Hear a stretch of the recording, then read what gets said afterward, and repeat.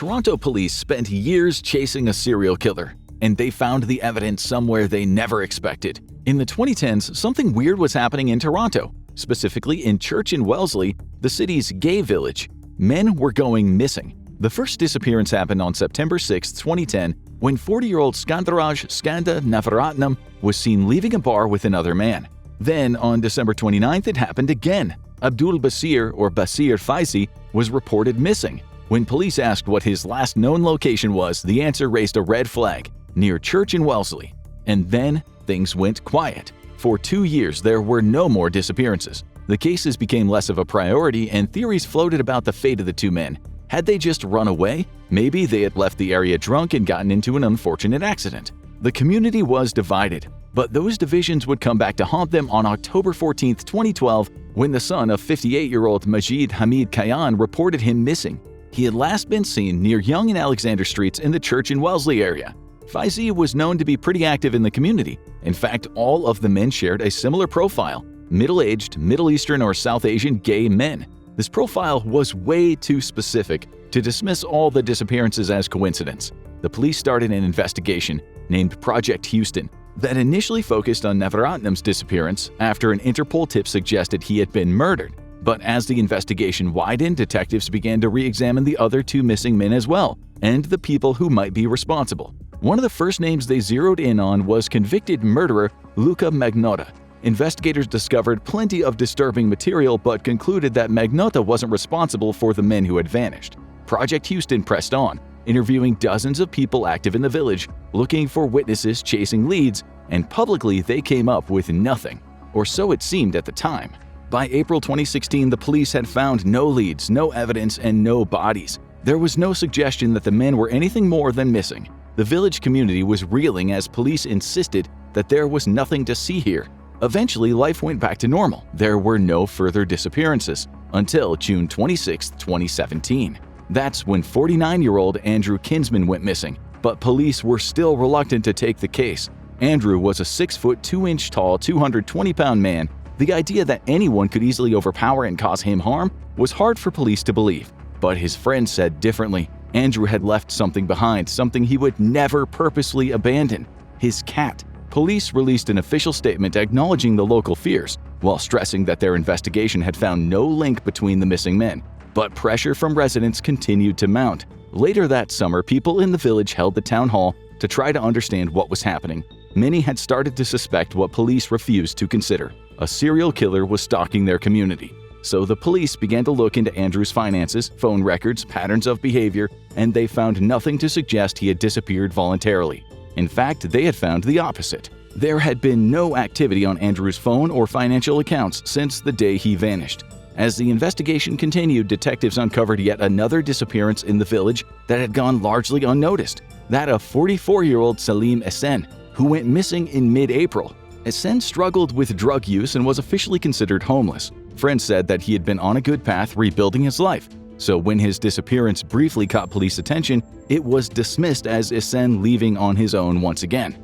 But the discoveries about Kinsman's phone and financial records, coupled with Esen's disappearance, forced the police to take the case seriously. For the first time, police were treating this like a potential homicide. They set up Project Prism, which was investigating the disappearances as probable foul play. That investigation, however, focused only on Salim and Andrew. The earlier 3 disappearances were still considered unconnected. Looking back, it becomes clear how they were eventually linked and how police had missed the connection years earlier. The first and best lead came from Andrew's friend Robin. She saw him on the day he went missing, heading out to meet a friend for coffee. When police searched Kinsman's apartment, they saw a note on his calendar for June 26th with one word: Bruce. Police assumed Bruce was the person Kinsman was meeting. Further investigation uncovered security footage from the neighborhood. It showed a man from Andrew's building getting into a red van around the same time and then driving away. Investigators couldn't confirm the man was Andrew, and the license plate wasn't visible, but the timing matched. It was when Andrew was believed to be heading out. The vehicle was later identified as a 2004 Dodge Caravan, the 20th anniversary edition. There were thousands of similar vans in the area, but only 5 were registered to men named Bruce. Of those, only one was a 2004 model, and it belonged to Bruce MacArthur. But subsequent investigations found it had been sold, probably for parts. For weeks, police scoured auto body shops and junkyards. In October 2017, they got a hit. An auto body shop an hour outside of Toronto confirmed they had a 20th anniversary edition 2004 Dodge Caravan, and it was bought from a man named Bruce. And it was mostly in one piece. Police rushed over to the junkyard and they began examining the van. And right there on the tailgate, surrounded by small flies, was a dried-up liquid. It was sent to the forensics lab and the results were clear. The liquid was Andrew Kinsman's blood. Detectives began tracking MacArthur's movements online and in real life. They believed a search of his home would reveal more. When MacArthur and his roommate were out, police entered the apartment. One officer accessed MacArthur's computer while others swept the apartment. In the bedroom, they found an orange stain on MacArthur's pillow, which was swabbed for DNA. Nearby was a 9-inch metal bar wrapped in tape. Detectives had been surveilling MacArthur for weeks. They knew his routine inside and out, and they believed they had a few hours alone inside his apartment that day. They were wrong. The surveillance unit tailing MacArthur called them. He was on his way back to the apartment. Police had only minutes to gather evidence, cover their tracks, and get out. In that time, they managed to download roughly 45% of MacArthur's computer data. It included a large number of photographs of men police would later recognize. Among them were Andrew Kinsman, Majid Kayan, Soroush Mahmoudi, and Skandaraj Navaratnam. But the real secrets weren't in what remained on the computer. It was in what had been deleted. Back at the lab, investigators began searching through recovered files. They found a photograph of Selim Esen dead on Bruce's bed, and then another, Andrew Kinsman, dead in the back of Bruce's car. Then came something worse. More photographs of dead men. Men who were not among the missing people police were investigating. But the police were about to get their biggest break, one that no one expected. The surveillance unit checked in. They had eyes on MacArthur, and he wasn't alone. He was with a man who matched the same profile as the other victims. Police rushed to MacArthur's apartment, where they were greeted by MacArthur. In the bedroom, they found a man tied to the bed with a bag over his head, but he was still alive. MacArthur was arrested on the spot. Police found duct tape, a bungee cord, and syringes, but no indication of where the men he killed might be. Without the bodies, the case was far from airtight. MacArthur refused to cooperate. Investigators were forced to consider the most likely explanation. MacArthur owned a landscaping business and had access to hundreds of properties, places he would regularly dig into. If the bodies were hidden anywhere, police believed it was there.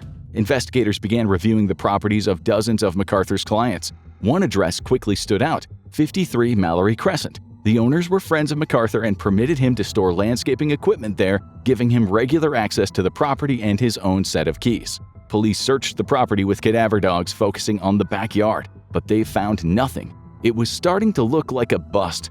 And then something caught their attention: a row of large planters. The soil was frozen solid, so they were transported back to the lab for scans. And the first planter revealed something horrifying: a human ribcage. As police scanned the others, they found more remains. Again and again, in total, the bodies of 7 men. More than the number police even knew was missing. This was the evidence they needed. MacArthur was charged with Kinsman's murder. 3 additional murder charges followed for Majid Kayan, Soroush Mahmoudi, and Dean Lisowick. In February, police added another charge, this time for the murder of Skandaraj Navaratnam.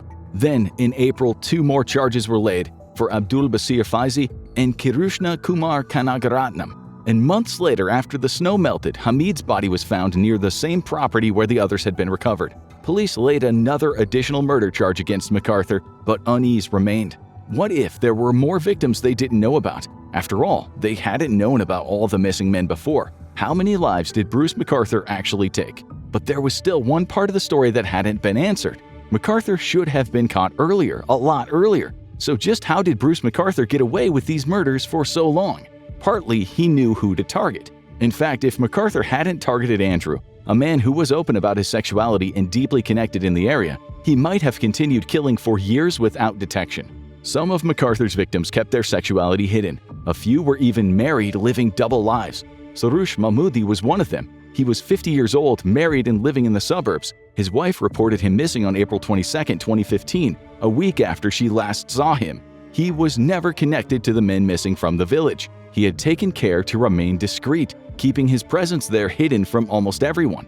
Dean Lisowick had been discharged from a shelter just days before MacArthur killed him. To police, a disappearance like that did not initially raise alarms. Lisowick was never reported missing, and his family was used to long periods without contact. Another victim was an undocumented refugee from Sri Lanka who had fled the civil war and sought asylum in Canada. After his claim was denied twice, he went into hiding, taking odd jobs and sending money home. His disappearance was never formally reported. When family members later posted about him on Facebook, many assumed that he had simply gone into hiding after his refugee claim was rejected.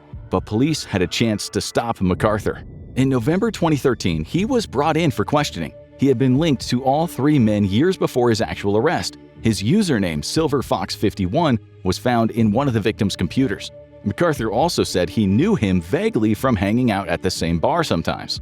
A second victim had written the same username down on a notepad in his apartment, but MacArthur's strongest link was to Hamid Kayan. MacArthur willingly admitted to a sexual relationship with him and said that at one point Hamid had also worked for him, but after questioning, the police let MacArthur go.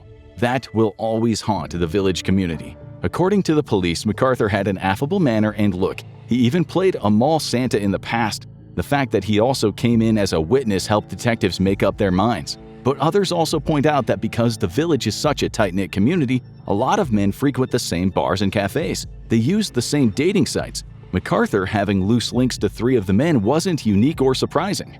However, he had plenty of red flags in his past that should have tipped police off earlier. In 2001, he beat a man with a metal pipe. Instead of jail time, he was given a psychological assessment which determined he probably wouldn't reoffend.